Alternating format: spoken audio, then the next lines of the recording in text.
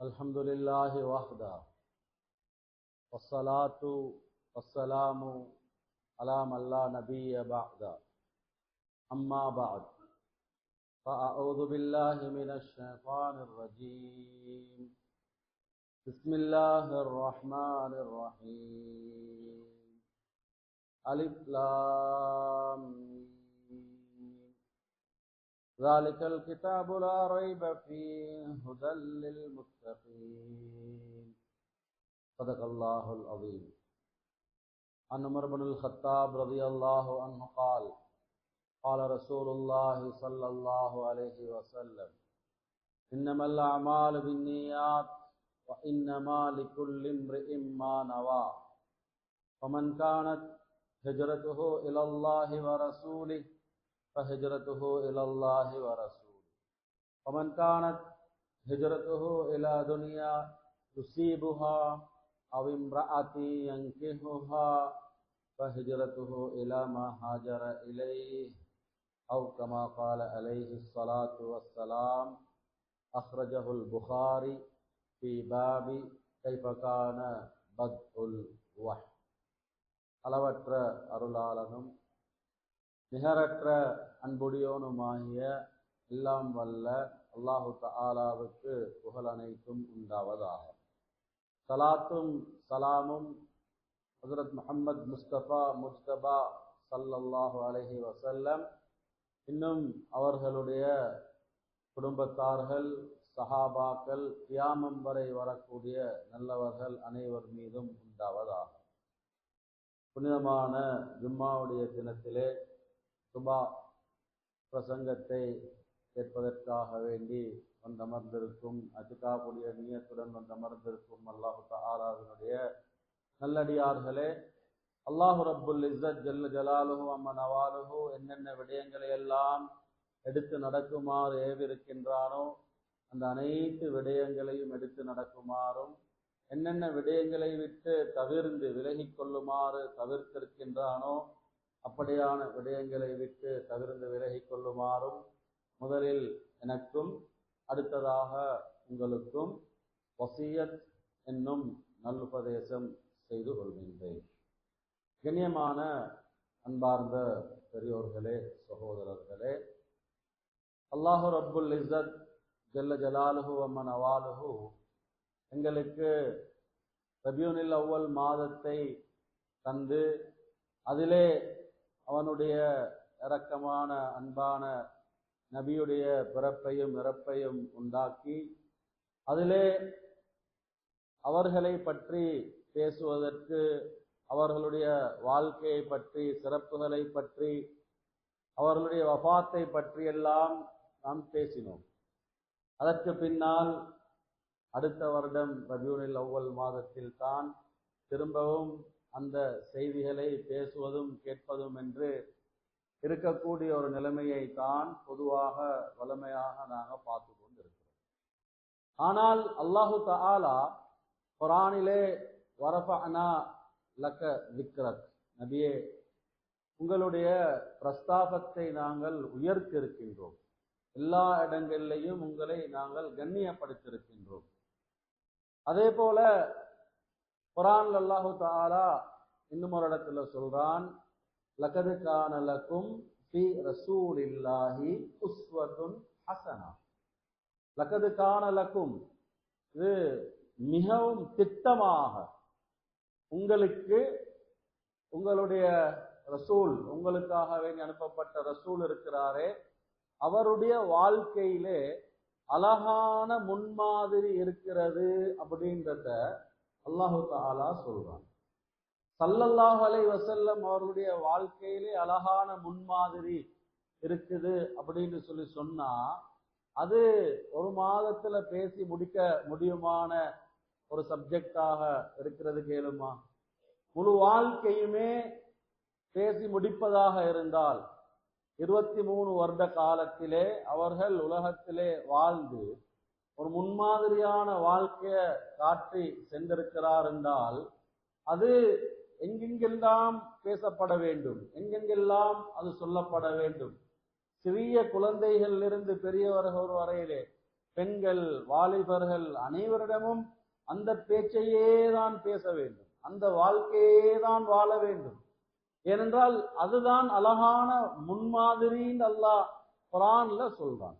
அதனாலதான் அந்த சின்ன வயதுல பிள்ளைகள் இருக்கிற நேரத்துல அல்லிமு சிபியானக்கும் ஹுப்பன் நபியி ஸல்லல்லாஹு அலைஹி வஸல்லம், உங்களுடைய சிறிய குழந்தைகளுக்கு முஹம்மது ஸல்லல்லாஹு அலைஹி வஸல்லம் அவர்களுடைய அன்பை, இரக்கத்தை கற்றுக் கொடுங்கள் என்று ஸல்லல்லாஹு அலைஹி வஸல்லம் சொன்னாங்க.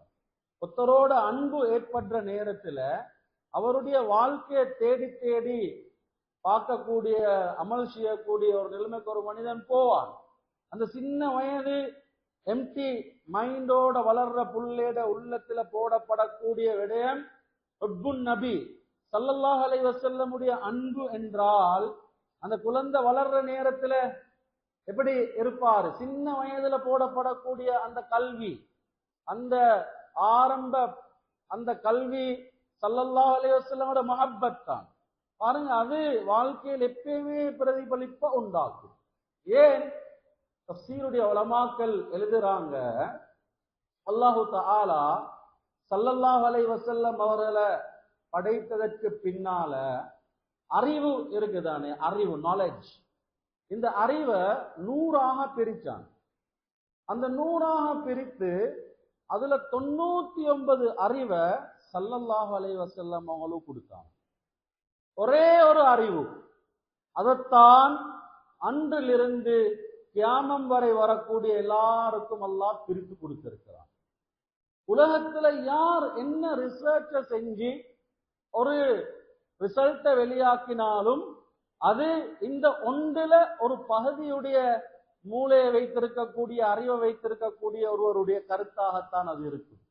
99 மடங்கு அறிவு கொடுக்கப்பட்ட ஸல்லல்லாஹு அலைஹி வஸல்லம் அவர்கள் காட்டி தந்த அந்த வழிமுறை, அது ஒரு அறிவை கோடிக்கணக்கான பில்லியன் ட்ரில்லியனாக பிரிக்கப்பட்டு கொடுக்கப்பட்ட ஒரு மனிதன் சொல்றத முன்னால வைத்தால், நாங்க அதை இந்த 99 மடங்கு கொடுக்கப்பட்ட ஸல்லல்லாஹு அலைஹி வஸல்லமோட வாழ்க்கை முறையை எடுக்கிறதா, அல்லது ஒன்றிலிருந்து பிரிக்கப்பட்டு வந்த ஒருவனுடைய வாழ்க்கை, அவனுடைய வழிகாட்டலை எடுக்கிறதா? இதை நாங்க தேர்ந்தெடுக்கக்கூடியவங்களுடைய அந்த மென்டாலிட்டியை பொறுத்து தான் அவருடைய அந்த முடிவு வரும். அப்ப எதுக்கு நாங்க முன்னுரிமை கொடுப்போம்? எது ஆக பெஸ்ட் அண்ட் பெட்டராக இருக்கும்? யோசிச்சு பாருங்க. ஆரம்பத்திலிருந்து கியாமம் வரையிலே வரக்கூடிய முழு மக்களுக்கும் அல்லாஹ் ரஹ்மத்தாக அனுப்பின ஸல்லல்லாஹு அலைஹி வஸல்லம் அவங்களோட வாழ்க்கை வழிமுறையில அழகான முன்மாதிரி இருக்குதுன்னு சொல்லப்பட்ட அந்த விடயங்கள் இங்க நாங்க எங்கட அறிவுப்படி, எங்கட சிந்தனைப்படி நாங்க வாசிக்கக்கூடியவைகளை வைத்து வாழ்க்கையை நாங்க அமைச்சு கொண்டு போறோம்டா, அப்ப அந்த ரெண்டுக்கு மத்தியில் உள்ள வித்தியாசத்தை யோசிச்சு பாருங்க.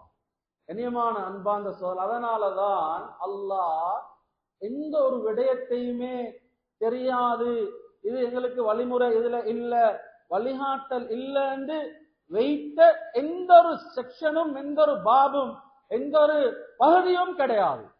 நீங்க பொலிட்டிக்கல் எடுத்துக்கொண்டாலும் சரி, எக்கனாமிக் எடுத்துக்கொண்டாலும் சரி, எஜுகேஷன் எடுத்துக்கொண்டாலும் சரி, மெடிசின் எடுத்துக்கொண்டாலும் சரி, நீங்க லோவை எடுத்துக்கொண்டாலும் சரி, மேரேஜ் லைஃபை எடுத்துக்கொண்டாலும் சரி, என்னோட அன்றாட வாழ்க்கையில இருக்கக்கூடிய என்னென்ன பகுதிகள் எல்லாம் இருக்கிறதோ எல்லா விடயங்களை பற்றியும் ஸல்லல்லாஹு அலைஹி வஸல்லம் எங்களுக்கு வழிகாட்டி தந்திருக்கிறாங்க. இதை பற்றிய தெளிவில்ல, இதுக்கு எங்களுக்கு வழிகாட்டல் இல்லைன்னு சொல்றதுக்கு எதுவுமே கிடையாது. அந்த அளவு தூரத்துக்கு அல்லாஹ் ஸல்லல்லாஹு அலைஹி வஸல்லம் அவர்களுடைய முழு வாழ்க்கையுமே எங்களுக்கு பாதுகாத்து தந்திருக்கிறார். இன்று எங்களுடைய மதரசாக்களிலே தௌரத்துல் ஹதீஸ் என்று சொல்லக்கூடிய அந்த பகுதியிலே ஓதி கொடுப்பாங்க 6 கிரந்தங்கள்.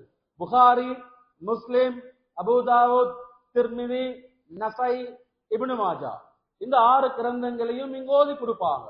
அதுல சுமார் 32,000க்கும் மேற்பட்ட ஹதீஸ்கள் இருக்குது அந்த கிதாபுகள்ல.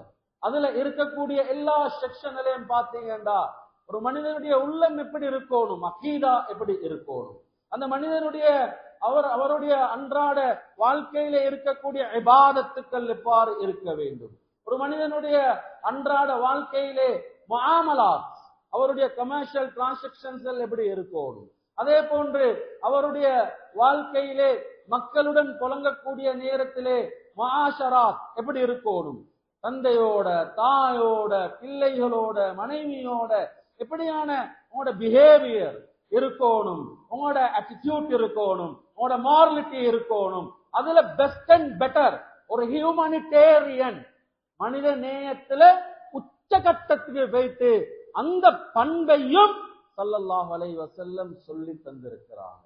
இனியமான அன்பார்ந்த சகோதரர்களே, அதே போல என்னோட அஹ்லாக் பண்பாடு எப்படி இருக்கணும் அதையும் ஸல்லல்லாஹு அலைஹி வஸல்லம் எங்களுக்கு காட்டி தந்திருக்கிறாங்கண்டா எந்த அளவு தூரத்துக்கு அது முன்மாதிரியான வாழ்க்கையாக இருக்கணும்.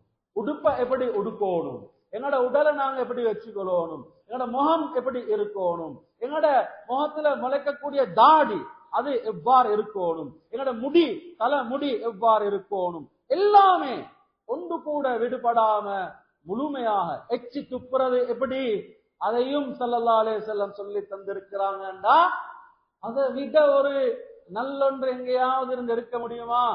இனியமான அன்பான் சொல்ல. எனவே இத ஒரு மாசத்துல பேசி முடிக்கலுமா? இத ஒரு மாசத்துல எங்கட பிள்ளைகளுக்கு பிராக்டிஸ் பண்ண வைக்கலுமா? எங்கட வாழ்க்கையில பிராக்டிக்கல்ல கொண்டு வரையலுமா? அதுக்குதான் கண்டினியூவாக எங்கட தலையங்கங்களும் எங்கட சப்ஜெக்ட்ஸலும் அதாவே தான் இருக்கும். எங்கட பிள்ளைகளுடைய அந்த மோட்டிவேஷன், அவேர்னஸ் எல்லாம் இதிலிருந்து தான் காட்டப்படும். இது வெறுமனே அந்த நாட்டுல வாழ்ந்த ஸல்லல்லாஹு அலைஹி வஸல்லம் சஹாபாக்கள் அந்த அரபி தீப கற்பத்துக்கு ஏற்ப வாழ்க்கை தான் அது. எங்களுக்கு அந்த வாழ்க்கை ஒன்றும் கிடையாது, அது யூரோப்புக்கு கிடையாது, அந்த நாட்டுக்கு கிடையாது, அது அந்த நாட்டோட உள்ளது அப்படின்னு எல்லாம் அத 10ஆக 5ஆக பிரிக்கப்பட்ட அந்த மிகப்பெரிய சுன்னத்துல மோசடி செஞ்ச ஒரு வரலாறு, அது தனியான ஒரு சப்ஜெக்ட் இருக்கிறது. கண்ணியமான அன்பார்ந்த சோதரர்களே, நாங்க இன்றைக்கு எங்களோட மஸ்ஜித்களோடையும் எங்களோட சில இபாதத்துக்களையோடையும் தான் சுருக்கி கொண்டிருக்கிறோம். ஆனால் இதனுடைய முழு அந்த வெளியில இருக்கக்கூடிய எல்லா சப்ஜெக்ட்ஸையும் நாங்க எங்களோட செக்குலரிசம் படி வெஸ்டர்ன் ஸ்டைல்ல தான் நாங்க இன்றைக்கு அதை எடுத்துக்கொண்டு இருக்கிறோம். அது ஆண்கள், பெண்கள், எஜுகேட்டட், அன்எஜுகேட்டட் எல்லா நிலைமையில் இருக்கக்கூடியவருடைய நிலைமையும் மிக கவலையான நிலைமை நாங்க இன்றைக்கு ஃபாலோ பண்றது. அந்த நிலைமை அதுலயும் தோண்டி கொண்டு நீங்க போயிட்டு பார்த்தீங்கன்னா அதிகமானது சுன்னத்தான வாழ்க்கையில் எடுக்கப்பட்டது. ஆனா நாங்க அதை சுன்னத்தின் அமல் செய்யாததுனால அதுக்கு எங்களுக்கு நன்மை கிடைக்கிறது மிகவும் கஷ்டமான ஒரு நிலைமைக்கு போயிட்டு இருக்கு. கண்ணியமான அன்பார்ந்த சோழர்களே, நான் சொல்ல வாரேன் என்னாண்டா, இவ்வளோ முக்கியத்துவம் வாய்ந்த ஒரு வாழ்க்கை தான் ஸல்லல்லாஹு அலைஹி வஸல்லம் அவர்களுடைய அந்த வாழ்க்கையை தேடி தேடி அமல் செய்யணும். அதுல விசேஷமாக இன்றைக்கு சுருக்கமாக உங்களிடத்துல சில விடயங்கள் என்னோட அன்றாட வாழ்க்கையில இது எல்லாத்துக்குமே அத்தியாவசியமான ஆரோக்கியமான வாழ்க்கை. அதே போல ஸல்லல்லாஹு அலைஹி வஸல்லம் அவர்களுடைய சுன்னத்தான மருத்துவ முறை எப்படி அமைந்திருந்தது, மெடிசின் எப்படி அமைந்திருந்தது, அதை அந்த சுருக்கமான சில விடயங்களை உங்களுக்கு முன்னால வைக்கலாம்னு நான் நினைக்கிறேன். ஆரோக்கியத்தை பற்றி இஸ்லாம் பேசியதை போல வேற எந்த ஒரு மதமோ மார்க்கமோ பேசினது கிடையாது. அவங்களோட சாப்டர்கள்ல ஆரோக்கியம், ஹெல்தி லைஃப் அப்படின்றத பேசினது கிடையாது. ஆனால் இஸ்லாம் ஆரம்பத்திலிருந்து மிகவும் வலியுறுத்தி இருக்கிறது ஆரோக்கியத்தை பற்றி. ஆரோக்கியம் என்றது அவ்வளவு முக்கியமான ஒரு நிஅமத் அல்லாஹ்வுடைய புறத்தால். ஆனால் இன்றைக்கு கவலையான ஒரு செய்தியை நான் உங்கள்கிட்ட ஷேர் பண்றேன்.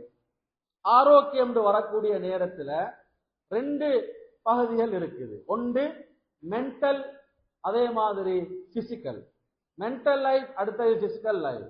எங்களோட சிந்தனை ரீதியாக நாங்க ஆரோக்கியமாக இருக்கிறது, உடல் ரீதியாக ஆரோக்கியமாக இருக்கிறது. அமெரிக்காவினுடைய ஒரு ரிசர்ச்சை நான் சொல்றேன். இன்றைக்கு அதாவது நீங்க பாத்தீங்கன்னா DSM-5, DSM-6 அதுல நீங்க பாத்தீங்கன்னா விளங்கும் மென்டல் இல்னஸ், மென்டல் டிசார்டர் சம்பந்தமான அந்த புத்தகங்கள் தான். அமெரிக்காவுடைய ரிப்போர்ட் படி உலகத்துல 100க்கு 81% 81% மென்டல் இல்னஸ் அப்படின்றாங்க. மனநோயால தாக்கப்பட்டிருக்கிறாங்க, உளரீதியான நோயில இருக்கிறாங்க. அது டிஃப்ரெண்டான அந்த நோய்களுடைய அந்த வகைகள் அதுல நிறைய உங்களுக்கு பார்க்கலும். இன்னைக்கு சின்ன வயதிலிருந்து பெரிய வயது மூத்த அந்த நிலைமைய வரையில அந்த மாதிரியான ஒரு நிலைமைக்கு இன்றைக்கு போயிட்டு இருக்கிறாங்க. அதுல சின்ன பிள்ளைகளோட சம்பந்தப்பட்ட அந்த நோய்களாக இருக்கேலும், வாலிபத்தோட சம்பந்தப்பட்ட நோய்களாக இருக்கேலும், வயோதிபத்தோட சம்பந்தப்பட்டதாக இருக்கேலும். இன்னைக்கு வயோதிபர்களுக்கு சிசோபேனியா, டிமென்ஷியா போன்ற இந்த ஹலூசினேஷன், டிலூஷன் இதெல்லாம் பொதுவாக 50-60 வயசுக்கு பின்னால் ஏற்படக்கூடிய மனநோய்கள். ஆனா இன்றைக்கு அது வாலிபர்களுக்கு ஏற்பட்டு கொண்டு போகக்கூடிய ஒரு கவலையான நிலைமையை நாங்க இங்கே பார்த்து கொண்டு இருக்கிறோம். அதே போல நீங்க பாத்தீங்கன்னு சொல்லி சொன்னா anxiety, different types of the anxiety, phobia, இன்னைக்கு டிமென்ஷியா அதாவது மேனியா, இதெல்லாம் தனித்தனியான அந்த மனரீதியாக பாதிக்கப்படக்கூடிய நோய்கள். இப்ப இதுக்கு நீங்க பாத்தீங்கன்னு சொல்லி சொன்னா இன்றைக்கு சரியான ஒரு தீர்வுக்கு போயிட்டு இவருடைய முழுமையாக குணப்படுத்தலுமான்னு சொல்லி பார்த்தா அதுக்கு சரியான முடிவொன்றுக்கு கொலையிலாம இருக்குது. 1950ல அது சம்பந்தமான ஆரம்ப ரிசர்ச்ல டேப்லெட்ஸ் எல்லாம் கொடுத்து இந்த மனநோய்களை கட்டுப்படுத்துவோமா அப்படின்ற அந்த நிலைமைக்கு போயிட்டு அவங்க ஆன்டிசைகாட்டிக் அதே மாதிரி பென்சோடைசபின் போன்ற அந்த டேப்லெட்ஸ் எல்லாம் பாவிச்சு அதுக்கு பின்னால பார்த்தா மரோ ஆன்டி பார்க்கின்சன் ட்ரக்ஸ் ஐஎம்முடைய அந்த இன்ஜெக்ஷன்ல பாவிக்க வேண்டிய நிலைமை உண்டாகிச்சு. Side effects. இன்றைக்கு வரையில் அந்த பிரச்சனை குடிச்சு கொண்டே தான் இருக்கணும், தூக்கம் வருது இல்ல, டேப்லெட் பாவிச்சு கொண்டே இருக்கணும். ஆனா அது மென்டல் இல்னஸோட சம்பந்தப்பட்டது. இன்னைக்கு மத்த அதாவது ஆல்டர்னேட்டிவ் மெடிசின் கூட சொல்றாங்க என்னண்டா எந்த விதமான மருந்தும் தேவையில்லை என்றால் ஃபர்ஸ்ட் ஜெனரேஷன், அதுக்கு ஒரு செகண்ட் ஜெனரேஷன், டிபிக்கல் ஆன்டிடிபிக்கல் இப்படின்ற வரத்திலே அதுல நிறைய பிரச்சனைகள் அதாவது பேஷண்ட்டுக்கு உருவாகிக்குது. கண்ணியமான அன்பான சொல் அது மென்டல் இல்னஸோட சம்பந்தப்பட்ட ஒரு நீளமான அந்த ஒரு சப்ஜெக்ட் உண்டு. நான் சுருக்கமா சொன்னேன். அதுதான் அதுல அந்த டேப்லெட்ல பாவிச்சியும் இன்னும் இல்ல, கவுன்சிலிங் கொடுத்தும் இல்ல. இப்ப therapy, different types of the therapies எல்லாம் பாவிக்கிறாங்க. நிறைய தெரப்பிகள் உங்களுக்கு தெரியும், படிக்கிறவங்களுக்கு லோகோ தெரப்பியிலிருந்து பிடிச்சி மியூசிக் சொல்லி, போட்டோ தெரப்பின்னு சொல்லி அந்த தெரப்பியிட டிஎம்ஆர், எம்டிஆர், டிஎம்எம்சி இப்படின்னு எல்லாம் நிறைய தெரப்பிஸ் எல்லாம் பாவிக்கிறாங்க. அந்த தெரப்பிகளும் இன்றைக்கு 100% வேலை செய்தில்லை. නැවත මාස දෙකකට පස්සේ මාස 3කට පස්සේ ඇවිල්ලා ඉඳ ගන්නවා අස තාම එහෙම තමයි, හරියට ඒකට අපිට විසඳුමක් ලැබුණ නෑනේ, මගේ දුව එහෙමම තමයි, දැන් மகே பிரிந்த ஹேமமா தவன் இன்றைக்கு அதுதான் அவங்களோட அந்த திருப்பி பிரச்சனை. கண்ணியமான அன்பார்ந்த சகோதரர்களே, சுருக்கமாக குர்ஆன் சொல்லுது, அலா பிதிக்ரில்லாஹி தத்மஇன்னுல் குலூப். உங்களோட உள்ளங்களுக்கு அமைதி வேணுமா, உங்களோட உள்ளங்களுக்கு மன நிம்மதி வேணுமா, நீங்க டிமென்ஷியால இருந்து உங்களுக்கு பாதுகாப்பு தேவையா, ஹலூசினேஷன், டிலூஷன் பயங்கரமான நிலைமைக்கு கொண்டு போயிட்டு வச்சிருக்கிறாங்க சிசோபேனியாவோடு சம்பந்தப்பட்டு, இதுல உங்களுக்கு பிரச்சனைக்கு தீர்வு வேணுமா, வாலிபர்களே ஆங்ஸைட்டி, டிஃபரண்ட் ஆங்ஸைட்டி, உங்களுக்கு பைபோலா பலவிதமான நிலைமையில, அதே மாதிரி உள்ள அந்த நிலைமை ஓசிடி சிலவங்களுக்கு, இப்படியான எல்லாத்துக்குமே அல்லாஹ் வச்சிருக்கிறான் தீர்வு. குர்ஆனை நீங்க கையில எடுங்க, குர்ஆன் உங்களுக்கு நிவாரணம். அந்த நோக்கத்தோட ஓதுங்க, ஆசையோட ஓதுங்க, தேவையோட ஓதுங்க. குர்ஆன்ல உங்களுக்கு அல்லாஹ் நிவாரணத்தை வச்சிருக்கிறான், zikர்ல நிவாரணத்தை வச்சிருக்கிறான். சும்மா இது போல 60%, 50%, 40% அல்ல, 100%, 100%. உங்களோட என்ன மென்டல் இல்னஸ், மென்டல் டிசார்டரா, நீங்க குர்ஆனை கையில் எடுங்க. வாப்பட்ட குர்ஆனை கொடுங்க, உம்மட்ட குர்ஆனை கொடுங்க, தாத்தட்ட குர்ஆனை கொடுங்க, நானட்ட குர்ஆனை கொடுங்க. உங்களோட கவலைகள் இல்லா போகும். என்ன பிரச்சனையா உங்களுக்கு இது இல்லா போகும். கண்ணியமான அன்பார்ந்த சகோதரர்களே, திக்ர்கள் இருக்குது, அந்த மாதிரியான துஆக்கள் இருக்குது. ஏன் தெரியுமா? இது எல்லாத்துக்கும் மிக முக்கியமான இன்னொரு காரணம், எங்களுக்கு தரப்பட்ட சந்தர்ப்ப துஆக்கள் இருக்குது. நாங்க அதிகமான பேர் டாய்லெட்டுக்கு போகத்துல ஓத வேண்டிய துஆக்கள் இருக்குது, டாய்லெட்ல இருந்து வரத்துல ஓத வேண்டிய துஆக்கள் இருக்குது, வீட்டுக்குள்ள போகத்துல ஓத வேண்டிய துஆக்கள் இருக்குது, வீட்டில இருந்து வரக்கூடிய நேரத்தில் ஓதக்கூடிய துஆக்கள் இருக்கு. இந்த துஆக்களுடைய மீனிங்கள் எல்லாத்தையும் எடுத்து பாருங்க. இந்த மனதோட சம்பந்தப்பட்ட நிலைமைகளுக்கு அல்லாஹ் வைத்திருக்கக்கூடிய தீர்வு தான். இன்றைக்கு மியூசிக் தெரப்பியா ஒரு தனி தெரப்பியா இன்ட்ரடியூஸ் பண்ணி அதை ஒரு ட்ரீட்மெண்டாக பயன்படுத்துறாங்க. நான் சொல்றேன், அது இஸ்லாத்துல எங்களுக்கு அனுமதி கிடையாது. ஏனென்றால் அதை விட பவர்ஃபுல்லான அந்த ட்ரீட்மெண்ட்டை தான் நல்லா தந்திருக்கிறான் மியூசிக். அது ட்ரீட்மெண்ட் அல்ல, அது இஸ்லாத்துல தடை செய்யப்பட்ட ஒன்றாக இருக்கு. அதுக்கு குர்ஆன் அல்லாஹ் வச்சிருக்கிறான். அதால குர்ஆனால ஏற்படக்கூடிய அந்த மாற்றம் என்னோட உடல் அல்ல, அது சயின்டிபிக்கல் அந்த சேஞ்சஸ் நீக்கதே அற்புதமானது. அல்லாஹு தாலா வச்சிருக்கிறான் அதில். ஆனா நாங்க இன்றைக்கு அந்த குர்ஆனோட உள்ள தொடர்பு தூரமா போனதுனால இன்றைக்கு அந்த மனநோயால அதிகமாக ஒவ்வொன்றுக்கும் சந்தேகப்படுற நிலைமை, அதுல கவலைப்பட்டு கொண்டிருக்கிறது. டிப்ரெஷன் ஒரு பவர்ஃபுல்லான நிலைமை. அதிகமான வீடுகள்ல பெண்களுக்கு ஸ்ட்ரெஸ், அது நீடிட்டு போகத்திலே அது டிப்ரெஷனாக இன்றைக்கு போய் அதுக்கு பின்னால கவுன்சிலர், சைக்காலஜிஸ்ட், சைக்காட்ரிக், சைக்கோதெரபி இப்படின்னு சொல்லி இன்றைக்கு தேடிக்கொண்டு போயிட்டு கொண்டு ஒவ்வொரு நாள். ஆனா அல்லாஹ் லேசாக வச்சிருக்கிறான். கையில குர்ஆன் எவ்வளவு குர்ஆன் ஓதி இருக்கிறோம். கையில குர்ஆன் எடுத்து அழகாக அமைதியாக ஓதுற நேரத்துல அந்த குர்ஆனை படிக்கிறதுக்கு எவ்வளவு முக்கியத்துவம் கொடுத்திருக்கிறோம். யோசிச்சு பாருங்க. வீடுகள்ல எல்லா கோர்சஸ்களையும் படிக்கிறதுக்கு முக்கியத்துவம் கொடுத்திருக்கிறோம் பிள்ளைகளுக்கு.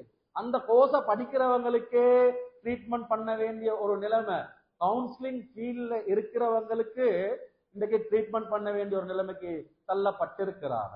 சைக்காலஜி ஃபீல்ட்ல இருக்கிறவங்களுக்கு ட்ரீட்மெண்ட் பண்ண வேண்டிய நிலைமை இன்றைக்கு இருக்குது. எங்கட மகன் சைக்காலஜி ஃபீல்ட்ல தான் இருக்கிறாரு ஹசரத், ஆனா தூங்குறாரு இல்ல, நிம்மதி இல்லாம இருக்கிறாரு, இன்றைக்கு ட்ரீட்மெண்ட்டுக்கு வாராங்க. ஆச்சரியம், நீங்க இருக்கிறதே அந்த ஃபீல்ட்ல தானே, கவுன்சிலிங் ஃபீல்ட்ல தானே இருக்கிறீங்க. ஏன் அதெல்லாம் தற்காலமா அந்தந்த நேரங்களுக்கு தேவையான சில விடயங்களை கொடுத்து அனுப்புறதும் திருப்பி எடுக்கிறதும். கண்ணியமான அன்பார்ந்த சகோதரர்கள், விசேஷமாக இது ஒரு மிக நீளமான ஒரு தலையங்கம். இதுல கவனம் செலுத்துங்க. குர்ஆன்ல, சுன்னால, துஆக்கள்ல, விசேஷமாக துஆக்களை வீடுகள்ல ஓதுறது. பெண்களுக்கு அதிகமாக பெண்கள் தான் இன்றைக்கு அதுல பீடிக்கப்பட்டிருக்கிறாங்க. அந்த பெண்களுக்கு துஆக்களை ஓதுறது வேற எதுவுமே தேவையில்ல. அந்த ஃபீல்ட்ல இருந்து நான் சொல்றேன், குர்ஆனும் இந்த துஆக்களும் இந்த அல்லாஹ்வுடைய அந்த திக்ர்களும் இருக்கிறதே, ஸலவாத்து, இஸ்திக்ஃபார் பெரிய எஃபெக்ட் உண்டாக்கும். 100% வெளியில வரக்கூடிய நிலைமை. இது மென்டல் இல்னஸ். அடுத்தது எங்களோட உடல் ரீதியான ஆரோக்கியம். இது மிக முக்கியமான ஒன்று. எங்களோட நாட்டுல சுமார் 5-6 வருடங்களுக்கு முன்னால நோயாளிகளுடைய விகிதாசாரம் 41 இருந்துச்சு 100க்கு. அந்த நேரத்தில் ஏன் ஒரு ரிசர்ச் ஒன்று இருக்குது. நான் 51 விகிதாசாரத்தை தாண்டும் 2020-22 அப்படியெல்லாம் தாண்டத்திலே என்று சொல்லி சுமார் 6-7 வருடங்களுக்கு முன்னால நான் சொன்னேன். இன்றைக்கு கவலையான நிலைமை நீங்க பாத்தீங்கன்னா விளங்கும். இன்றைக்கு 100க்கு 51 தாண்டி இன்றைக்கு அந்த நோயாளிகளுடைய விகிதாசாரம் கூடிக்கொண்டே போயிட்டிருக்கு. யாரை பார்த்தாலும் விதவிதமான diseases, different types of the diseases.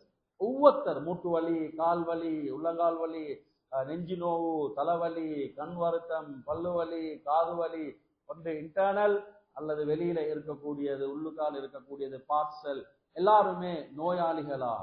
ஆச்சரியமான விடயம் என்னாண்டா, 18-19 வயசு கொடியமார் இன்றைக்கு பள்ளிக்கு போனா புட்டுவம் தேடுறாங்க, சேர் தேடுறாங்க. யங் ஏஜில் இருக்கிறாங்க. மஸ்ஜிதில் போயிட்டு பாருங்க, சாஞ்சு கொண்டு இருக்கிறது யாருண்டா வாலிபர்களாகத்தான் இருப்பாங்க. வயோதிபர்கள் அதிகமான இடங்கள்ல பள்ளி எல்லாம் ஏண்டால் உட்காரே மேலா. ஸ்போர்ட்ஸ் அங்க ஸ்கூல்ல ஸ்போர்ட்ஸ் மாஸ்டர் சொல்றாரு, பொடியமார் விளையாட வாரானல் இல்ல, ஓடுறதுக்கு வாரானல் இல்ல, மேல சீவன் இல்ல, மேல ஆரோக்கியம் இல்ல. இப்ப நீங்க பார்த்தா விளங்கும் உங்களுக்கு. ஸ்கூல்ல 1ஆம் வகுப்புல இருந்து 4ஆம் வகுப்பு வரையில சாப்பாடு கொடுக்கிறாங்க, ஆரோக்கியமான சாப்பாடு. ஏண்டால் அந்த புள்ள 4, 5, 6, 7, 8ஆம் வகுப்புக்கு வரும் பொழுது உடல்ட ஆரோக்கியம் இல்ல, மூளை வளர்ச்சி போதாது, மூளையில அவருக்கு சிந்திக்கக்கூடிய அந்த சக்தி கிடையாது. நிறைய அந்த பிசிக்கல் டிசார்டர்களுக்கு தாக்கப்பட்டிருக்கிறாரு. இப்படின்னு எல்லாம் இன்றைக்கு ஹெல்த் டிபார்ட்மெண்ட் உடைய தரப்பால பேசுறாங்க. காரணம் ஆரோக்கியம் இல்லா போயிடுச்சு.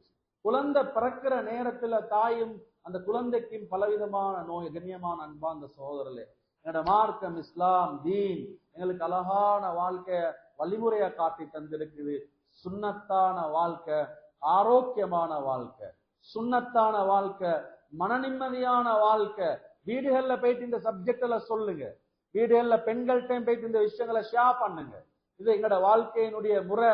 நாங்க யார பின்பற்றி வைத்து கொண்டிருக்கிறோம், வாழ்க்கையில எங்களுக்கு என்று சொல்லி அழகான ஒரு முறை ஒன்று தரப்பட்டிருக்குது.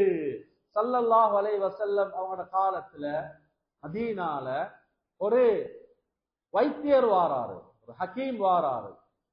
இந்த ஏரியால இருக்கிற மக்கள் எல்லாம் உண்மை பேசக்கூடியவங்க, பொய் சொல்ல மாட்டாங்க, நல்ல மக்கள் அப்படின்னு அவரு கேள்விப்பட்டு அவர் வாராரு.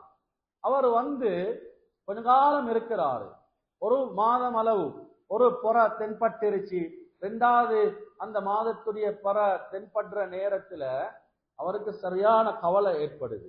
அவர் வந்து கம்ப்ளைண்ட் பண்றாரு, நான் சுமார் 1 மாதம் ஒரு புற தென்பட்டு 2வது அந்த குறையும் தரப்படக்கூடிய அந்த நாளாவிருச்சு, ஆனால் என்னிடத்துல யாருமே நோயாளிகள் வரலையே, ட்ரீட்மெண்ட் பண்றதுக்கு யாரும் வரலையே.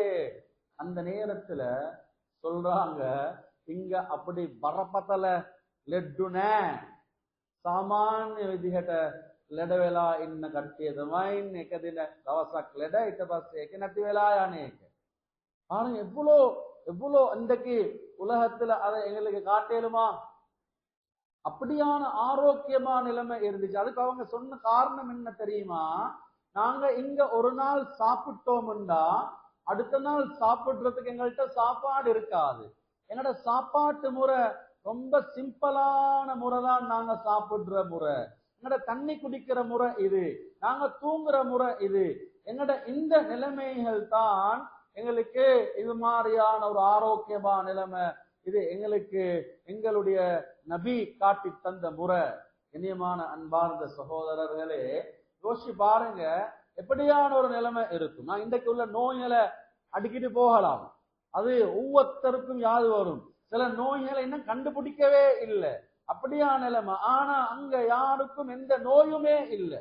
ஸல்லல்லாஹு அலைஹி வஸல்லம் அவங்களோட வாழ்க்கையில 2 விதமான நோய் இருந்துச்சு. நோயின்டா வருத்தம் இருந்துச்சு. ஒன்று உடம்பு ஹீட் ஆகும், ஹீட் ஆனதுக்கு பின்னால அந்த ஹீட் குறையும். 2வது தலை சூடாவி தலையில வருத்தம் உண்டாகும். இந்த 2 நோயை தவிர வேற எந்த ஒரு நோயும் இருக்கல்ல அப்படின்னு சொல்லி ஸல்லல்லாஹு அலைஹி வஸல்லம் அவர்களுடைய அன்பு மனைவி ஹஜ்ரத் ஆயிஷா ரலியல்லாஹு அன்ஹா சொல்றாங்க. ஆனா விலா எலும்புல ஒரு சின்ன வருத்தம் ஒன்று இருந்ததாக சொல்றாங்க. அது என்னாண்டா, யஹூதிகளால நஞ்சூட்டப்பட்ட மாமிசம் கொடுக்கப்பட்டுச்சு, அதை எடுத்து வாயில வச்சாங்க. அந்த மாமிசத்துக்கு பூசப்பட்டிருந்த அந்த நஞ்சு மிருகங்களை, அதாவது மனம் குழம்பி போன பைத்தியம் பிடிச்ச மிருகங்களுக்கு கொடுக்கக்கூடிய பயங்கரமான நஞ்சுடைய வகை. அல்லாஹ் அதனுடைய அந்த ஒரு பிரதிபலிப்பை மட்டும் ஏற்படுத்தியிருந்தான். கடைசி நேரம் வரையில சொல்லுவாங்களா, அம்மா ஆயிஷா இந்த விழா எலும்புல சின்ன ஒரு வருத்தம் ஒன்று இருக்குது, வலி ஒன்று ஏற்படுது, இதை தவிர வேற எதுவுமே இருக்கல்ல அப்படின்றத சொல்லி காட்டுறான். கண்ணியமான அன்பார்ந்த சகோதரர்களே, அதனாலதான் அபு யசீத் பிஸ்தாமி ரஹ்மஹுமுல்லா அவர்களுடைய காலத்துல கலீஃபா இடத்துல ஒரு கிறிஸ்டியன், அதாவது நசாராக்களை சேர்ந்த ஒரு வைத்தியர் வாராரு. அவர் வந்து கலீஃபா இடத்துல சொல்றாரு, நீங்க உங்களோட மார்க்கத்துல எல்லாமே இருக்குது, எல்லாமே இருக்குதுன்னு சொல்றீங்களே, ஆரோக்கியத்தை பத்தி என்ன இருக்குது, ஆரோக்கியத்தை பத்தி என்ன இருக்குதுன்னு சொல்லி சொல்லுங்களே அப்படின்னு சொன்ன நேரத்துல கலீஃபா சொல்றாரு, நீங்க மாலை நேரத்துல வாங்க, நான் அந்த நேரத்துல உங்களுக்கு பதில் சொல்றேன் அப்படின்னு. இவர் மாலை நேரத்துல வாராரு கலீஃபா இடத்துல. கலீஃபா அந்த நேரத்துல காலையில செய்தி அனுப்பினாங்க உலமாக்களுக்கு, நீங்க மாலை நேரத்துல இந்த நேரம் ஆகும் பொழுது என்னுடைய இந்த இடத்துக்கு நீங்க வர வேண்டும் என்று. அப்ப அதுல அபு யசீத் பிஸ்தாமி ரஹ்மஹுல்லா அவர்களும் வந்திருக்கிறார்கள். இப்ப இந்த நசாராக்களை சேர்ந்த வைத்தியரும் வந்திருக்கிறார். அப்ப இந்த கேள்விய கேட்கிற நேரத்துல கலீஃபா சொல்றாங்க, இந்த உலமாக்கள் இடத்துல கேளுங்க இந்த கேள்விய அப்படின்னு. அந்த நேரத்துல அந்த மனிதர் வைத்தியர் சொல்றாரு அபு யசீத் பிஸ்தாமி இடத்துல, அந்த உலமாக்கள் இடத்துல, உங்களோட மார்க்கத்துல எல்லாமே இருக்குதுன்னு சொல்றீங்களே, ஆரோக்கியத்தை பத்தி என்ன இருக்குது, ஆரோக்கியத்தை பத்தி என்ன இருக்குது. அபு யசீத் பிஸ்தாமி ரஹ்மஹுல்லாஹ் முன்னுக்கு வந்து சொல்றாங்க, அல்லாஹ் எங்கட குர்ஆன்ல சொல்றான், குலு வஷ்ரபு வலா துஸ்ரிஃபு, நீங்க பருகுங்க, சாப்பிடுங்க, குடிங்க, வீண் விரயம் செய்யவானம் அப்படின்னு சொல்லி குர்ஆன்ல சொல்லியிருக்கிறான். இதை கேட்டதுமே அவனுக்கு ஆச்சரியம் உண்டாகிருச்சு. அவர் திருப்பி கேட்கிறாரு கலீஃபா இடத்துல, இவர் சொல்றது உண்மையா, உங்களோட வேதத்துல இப்படி இருக்குதா? அப்ப திருப்பி கலீஃபாவும் சொல்றாரு, இந்த இப்படி குர்ஆன்ல இருக்குது, குலு வஷ்ரபு வலா துஸ்ரிஃபு என்ற இப்படி சொல்லப்பட்டிருக்குது. அவனுக்கு அதுல நம்பிக்கை வருது இல்ல, ஆச்சரியப்பட்டு திரும்பவும் கேட்கிறான், இப்படியே இருக்குதா? இப்படியே இருக்குது. நாங்க இந்த ஆயத்தை விளங்குற எப்படின்னா, சாப்பிட்டுட்டு இருக்கிறோம், பக்கத்துல ஒருத்தர் சாப்பாடை மீய வச்சிருந்தா, பாய் இஸ்ராப் செய்யறது கூடாது, அதை அப்படியே கொண்டு வந்து இங்க கொட்டுங்க, அதை வீசாதீங்க, இஸ்ராப் செய்யறது கூடாது, இங்க கொண்டு வந்து தாங்க. இதுதான் நாங்க விளங்கியிருக்கிற இஸ்ராப். ஆனா அந்த வந்திருந்த வைத்தியன் அவனுக்கு விளங்கிச்சு இதுல என்ன சொல்ல வாரது, சாப்பிடுங்க, குடிங்க, ஆனா உங்களோட சாப்பாட்டிலையும் குடிப்பிலையும் உங்களோட உடம்புக்கு நீங்க வீண் விரயம் செஞ்சிடாதீங்க. ஓவர் ஈட்டிங், ஓவர் ட்ரிங்கிங், அதிகமா சாப்பிடுறதும் அதிகமான தண்ணியும் உங்களோட உடலுக்கு பாதிப்பா உண்டாக்கும். தேவையான அளவு எவ்வளவு தேவையோ அவ்வளவுதான் உங்களோட உடலுக்கு அமைய வேண்டுமே தவிர அதை விட மேமிச்சமான நிலைமைக்கு வைத்திடக் கூடாது. அவன் என்ன தெரியுமா சொன்னான், golden rule for healthy life, ஆரோக்கியமான வாழ்க்கைக்கு இருக்கக்கூடிய ஒரு மிக முக்கியமான சட்டம் தான் இந்த இடத்துல சொல்லப்பட்டிருக்குது.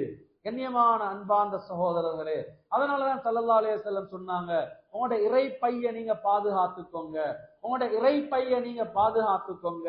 இந்த எங்களோட சாப்பாடு போகக்கூடிய இறைப்பை இது சீராக இருந்தால் முழு உடம்புமே சீராக இருக்கும்.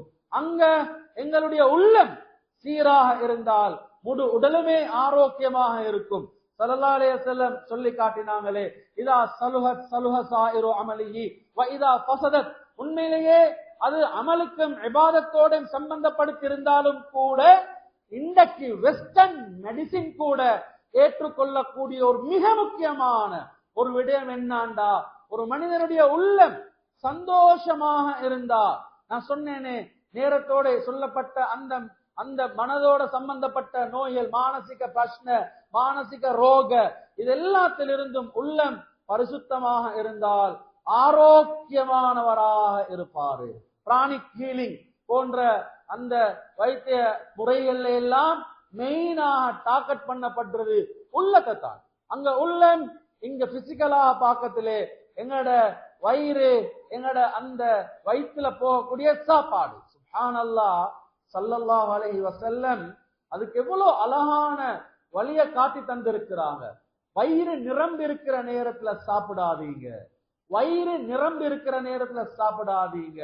சாப்பிடுறதுக்கு போற நேரத்திலையும் ஹதீஸுடைய கிதாபுகளை எடுத்து பாருங்க, எவ்வளவு அழகான வழிகாட்டல், தனியா சாப்பாட்டுடைய முறை ஸல்லல்லாஹு அலைஹி வஸல்லம் அவர்களுடைய.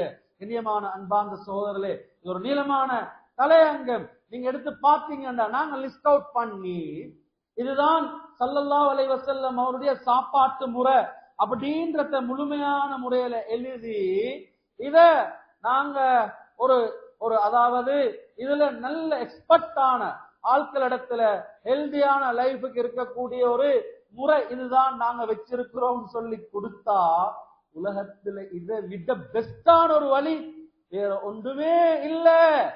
இப்ப அடுத்தது இது எங்களை நபி ஸல்லல்லாஹு அலைஹி வஸல்லம் காட்டி தந்த முறை அப்படின்னா அது அப்படியே கீழே போய்க்கிடும், அதை முன்னுக்கு வர விட மாட்டாங்க. அதுக்கு பின்னாலெல்லாம் நிறைய அந்த விடயங்கள் அதெல்லாம் இருக்குது, நான் அதெல்லாம் பேச விருப்பம் இல்லை. நாங்க விளங்கோனும் ஸல்லல்லாஹு அலைஹி வஸல்லம் காட்டி தந்த அந்த வழிமுறை எங்களோட வீடுகளுக்குள்ளார ஸல்லல்லாஹு அலைஹி வஸல்லம் அவர்களுடைய அந்த சாப்பாட்டுடைய முறைகளை கொண்டு போவோம். கண்ணியமான அன்பார்ந்த சகோதரர்களே, அல் விகாயா கைரும் மினல் இலாஜ், prevention is better than cure. Prevention is better than cure. நாங்க ஒரு நோய் வாரத்துக்கு முன்னால எங்களை பாதுகாத்து வைத்துக் கொள்றது ஆக முக்கியம். வெள்ளம் வரும் முன் அணை கட்டுவது அப்படின்றத போல சின்ன வயசுல இருந்தே அதை பழக்கணும். பிள்ளைகளுக்கும் வீடுகள்லையும் இந்த ஆரோக்கியமான முறை என்ன அப்படின்றத நாங்க சொல்லி கொடுப்போம். பெரிய கஷ்டப்படுறதுக்கு இல்ல, லேசான முறைதான் ஹதீஸ் எல்லாம் வந்திருக்கிறது. ஸல்லல்லாஹு அலைஹி வஸல்லம் அவர்களுடைய சாப்பாடு சிம்பிளாக இருந்துச்சு.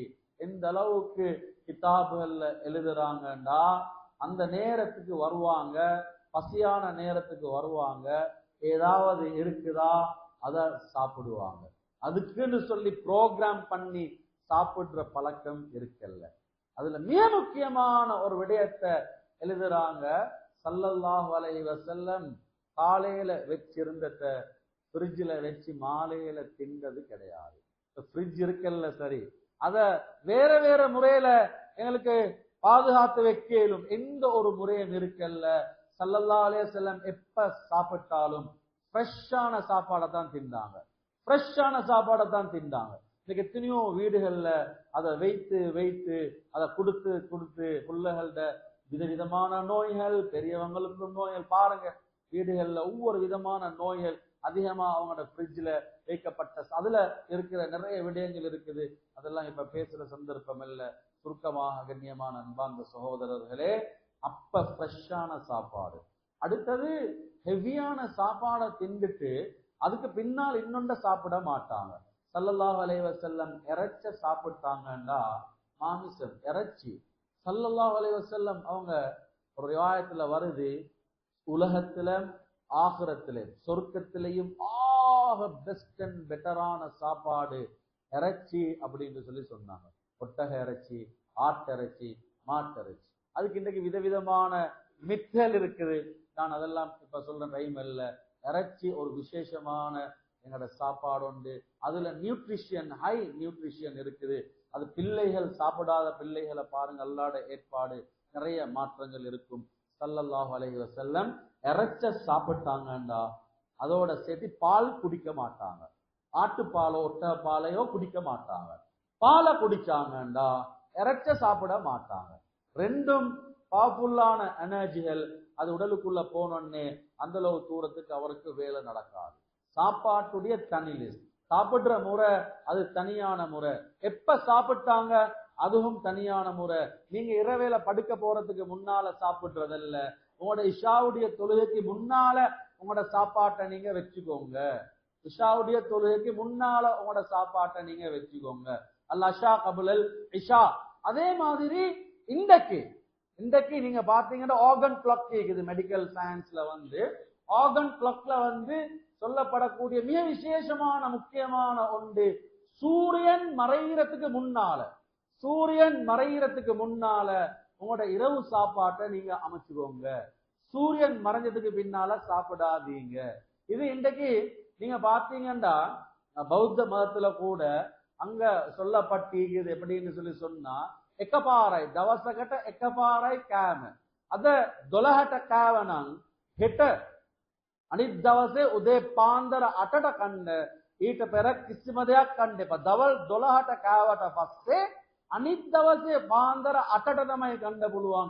ඊට පෙර කිසිම දෙයක් කන්න බෑ. யாருக்கு? அவங்களோட பிக்குகளுக்கு, அவங்களோட அந்த மம்சலுக்கு சொல்லப்பட்டிருக்கக்கூடிய சட்டம், உடல்ட ஆரோக்கியத்துக்கு. இன்றைக்கு என்னோட வாலிபர்கள் கவலையான நிலைமை. சுண்ணத்தான வழிமுறையில வெளியில போயிட்டதுனால சாப்பாட்டுடைய முறையில இன்னைக்கு என்ன மாதிரியான நிலைமைக்கு போயிட்டு இருக்கிறாங்க. உங்களுக்கே தெரியும், விதவிதமான நோய்களுக்கு மாட்டிப்பட்டிருக்கு. ஆரோக்கியமான அந்த வாழ்க்கை உண்டாகக்கூடிய வயதிலேயே இன்றைக்கு எங்களோட ஆரோக்கியங்கள் பறிபோயிட்டு. கண்ணியமான அன்பார்ந்த சோதரிலே, தண்ணி குடிக்கிற முறை விசேஷமாக சொல்லப்பட்டிருக்குது. அதே மாதிரி நீங்க பாத்தீங்கன்னா தூக்கத்தை பத்தி தனியாக எங்களோட மார்க்கம் பேசியிருக்குது. வாலிபர்களே, இரவு நேரத்தை தூக்கத்துல கழியுங்க. இரவு 9:30க்கு பின்னால தூக்கத்துக்கு போயிட்டுருங்க. நான் சொன்னேன், ஆர்கன் கிளாக்ல எங்களோட உடலுக்குரிய எனர்ஜி காலையில எலுமினத்திலிருந்து மாலை வரையில எங்களோட உடல் உற்சாகமாக இருக்கிறதுக்கு இரவேல தூக்கத்துல வெளியாகக்கூடிய ஒரு கெமிக்கலை அல்லாஹ் காரணமாக வச்சிருக்கிறான். ஆச்சரியமான அல்லாஹ்வோட ஏற்பாடு. அந்த காலத்துல இமாம்கள் நடு நிசையில எழுமினாங்கண்டா அவங்களோட தூக்கம் இஷாவோட அமைஞ்சிருச்சு. இஷாக்கு பின்னால 4 பேரை தவிர யாருமே நீங்க பேசிக்கொண்டிருக்காதீங்க, தூக்கத்துக்கு போங்க. ஒன்று எல்ம தேடக்கூடியவர், அவருக்கு கொஞ்ச நேரம் முழிக்கிறதுக்கு அனுமதி இருக்குது.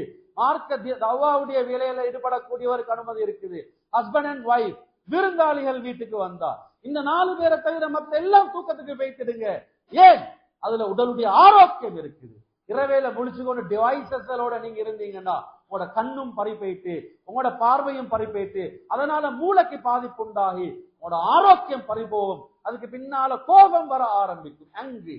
உங்களுக்கு தெரியும், அங்க மேனேஜ்மெண்ட் அது இன்றைக்கு இந்த சைக்காலஜியில தனி பார்ட்ஸா கொண்டு வந்திருக்கிறாங்க. இன்னொன்று memory lost, how to improve your memory, memory development program.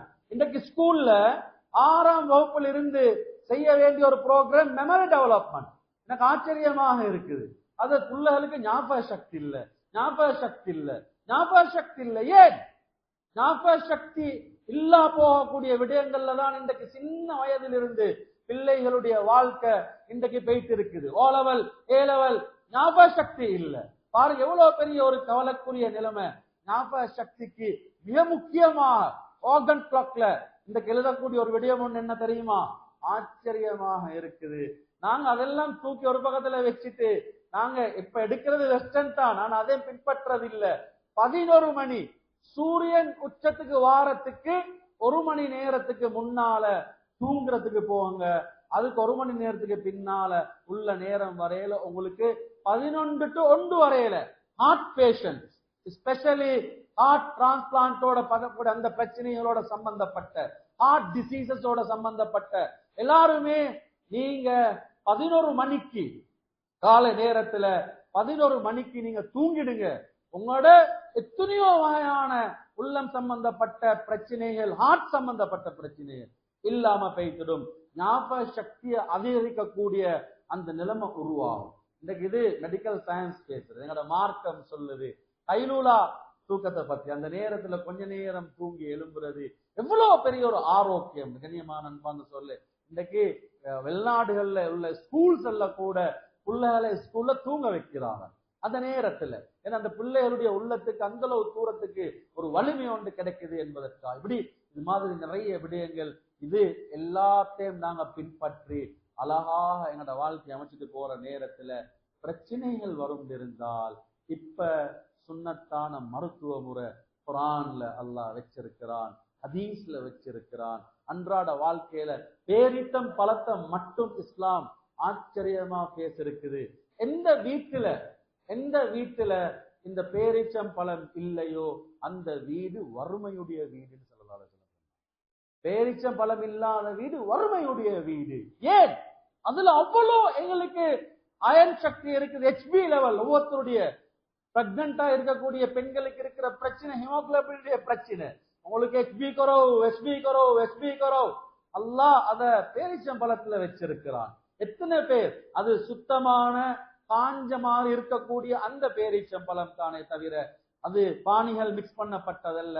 இந்த பேரீச்சம் பழத்தை டயர்டா வந்தோடனே ஒரு டீ ஊத்துங்களே, ஒரு பிளேன் டீ ஊத்துங்களே, ஒரு நெஸ்காஃபி அப்படி சொல்லாம எனக்கு ஒரு 5 பேரீச்சம் பழத்தின் தண்ணியும் தாங்களே.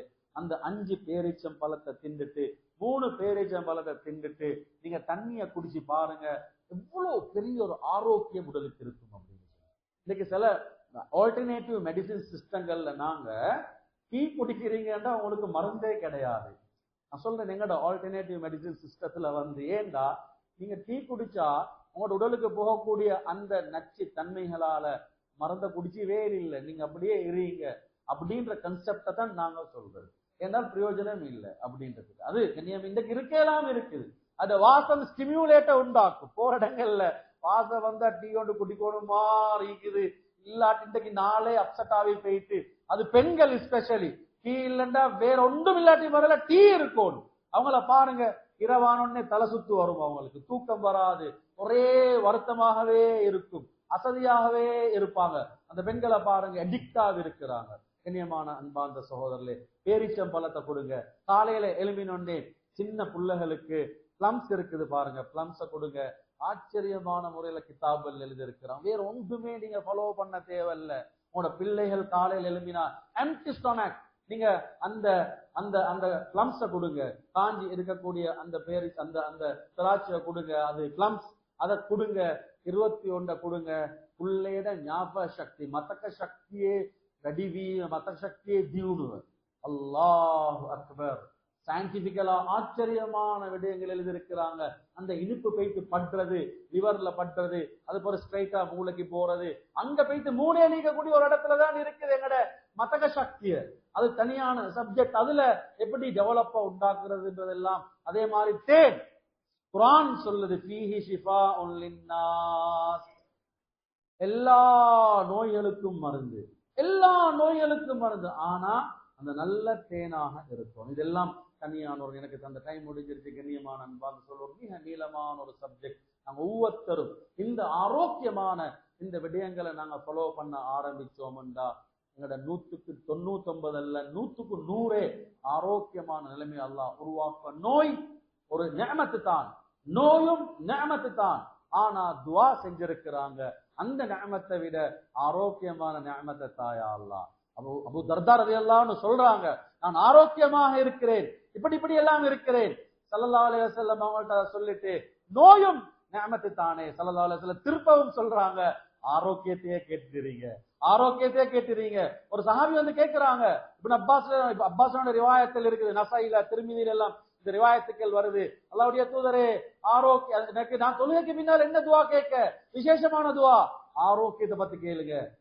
சஹாபி கேட்கிறார், 2வது முறையும் கேட்டேன், 3வது முறையும் கேட்டேன், 4வது முறையும் கேட்டேன். ஸல்லல்லாஹு அலைஹி வஸல்லம் சொன்னாங்க, ஆரோக்கியத்தை கேளுங்க, ஆரோக்கியத்தை கேளுங்க. அப்பாஸ் சொல்றாங்க, ஒரு சஹாபி வந்து இதெல்லாம் ஒரு பக்கத்துல வச்சுட்டு வேற கேட்கிறதாக இருந்தா நான் எதை கேட்க அல்லாஹ்வுடைய தூதரே, அப்பேம் ஸல்லல்லாஹு அலைஹி வஸல்லம் நீங்க ஆரோக்கியத்தை கேளுங்க அப்படின்னு சொன்னாங்க.